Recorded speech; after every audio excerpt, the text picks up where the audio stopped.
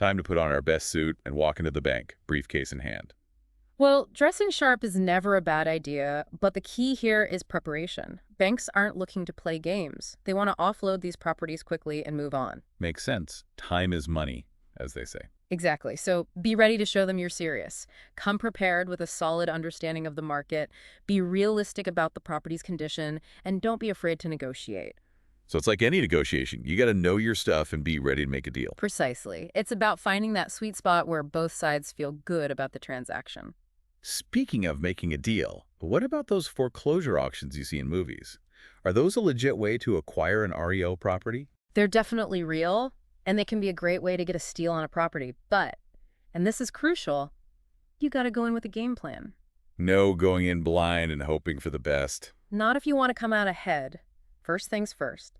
Set a maximum bid before you even step foot in the auction. So you don't get caught up in the moment and overbid. Exactly. Those auctioneers are good at what they do.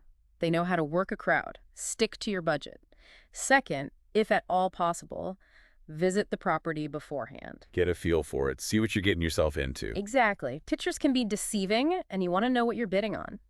And lastly, have a bidding strategy. Determine your increments, know when to hold them, and know when to fold them. Sounds like it takes nerves of steel.